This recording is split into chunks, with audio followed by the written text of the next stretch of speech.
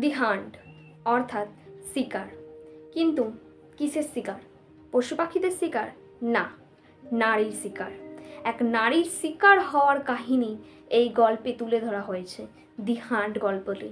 মহেশ্বতা দেবীর লেখা দি হান্ট গল্পটি নারীদের যে শোষণ, নিপীড়ন, পুরুষতান্ত্রিক সমাজে তাদের উপর যে অত্যাচার এবং তার বিরুদ্ধে গিয়ে নারীদের যে সংগ্রামী হয়ে ওঠার কাহিনী, সেই পুরো বিষয়টাকেই তুলে ধরা হয়েছে। তাহলে চলো আজকের ভিডিওটি শুরু করা যাক। তার আগে আমি অনন্যা আর তোমরা দেখছো লার্ন উইথ অনন্যা। চ্যানেলে নতুন হয়ে থাকলে চ্যানেলটি অবশ্যই সাবস্ক্রাইব করে দিও, কেন কি এই চ্যানেলে আমি তোমাদের দিয়ে থাকি ফ্রিতে নোটস আর অবশ্যই কিন্তু সমস্ত ইনফরমেটিভ তথ্য। তাহলে চলো আজকের ভিডিওটি শুরু করা যাক।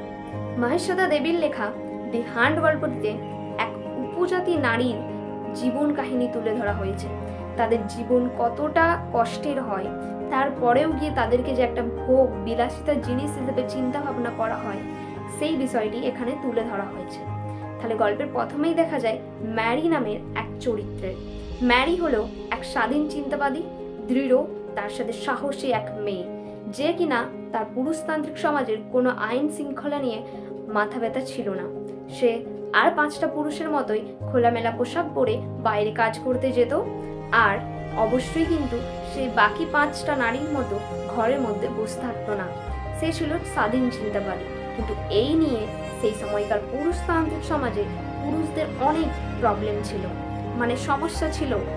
এরপরেই আবির্ভাব ঘটে শহর থেকে আসা এক হোয়াইট ম্যান কন্ট্রাক্টর অর্থাৎ শ্বেতাঙ্গ কন্ট্রাক্টর। তিনি এসেই প্রথম দেখাতেই ম্যারিকে পছন্দ করে ফেলেন। তার সৌন্দর্য, তার যে স্বাধীন চিন্তাবাদিকতা, তার যে সাহস, এই সব দেখেই খোলামেলা পোশাক, ম্যারিকে তিনি এক নজরেই পছন্দ করে ফেলেন। কিন্তু কি জন্য? শুধুমাত্র ভোগ করার জন্য। তখনকার সমাজে এমনটাই ছিল, নারীদেরকে একটা ভোগ করার জিনিস হিসেবে দেখা হতো। তিনি সবসময় ম্যারির কাছে গিয়ে ম্যারিকে বিরক্ত করতেন, সিডিউস করার চেষ্টা করতেন, আর সবসময় তার কিন্তু চিন্তা মাথায় একটাই ছিল, ম্যারিকে ভোগ করার। ম্যারি কিন্তু প্রথমেই এই ব্যাপারটা বুঝে গিয়েছিল যে ওই কন্ট্রাক্টরের মাথায় কী ধরনের চিন্তা ভাবনা রয়েছে, তাই ম্যারি প্রথম থেকেই সাবধান হয়ে গেছিল। তারপরে আসে গল্পের সেই মেন টাইম, দি হান্ট ফেস্টিভ্যাল অর্থাৎ শিকার উৎসব। এটি সাঁওতালদের উপজাতিদের একটি প্রধান উৎসব, প্রাচীনকাল থেকে চলে আসছে। এই সময়েই এই উৎসবের সুযোগ নিয়ে কন্ট্রাক্টরটি ম্যারির ওপর ঝাঁপিয়ে পড়ে ম্যারিকে ভোগ করার জন্য। কিন্তু ম্যারি এই উৎসবেরই প্রতীকী ধারাকে বাস্তবে পরিণত করে হাতে থাকা অস্ত্র তুলে নিয়ে কন্ট্রাক্টরকে হত্যা করে। এ যেন এক সংগ্রামী নারীর জন্ম হলো। সেই সময়কার পুরুষতান্ত্রিক সমাজে যেখানে নারীরা কথা বলতে ভয় পেত, ম্যারি একটা পুরুষকে হত্যা করেছে। এক সংগ্রামী নারীর সৃষ্টি হলো।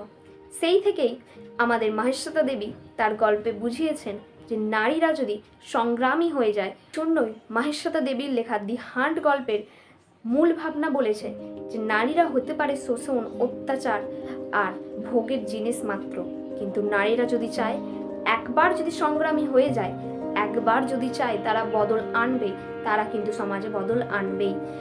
এইরকম একটা গল্প সেই তখনকার সমাজে মহেশ্বতা দেবীর লেখা দি হান্ট সমাজে এক বিপুল আলোড়নের সৃষ্টি করেছিল।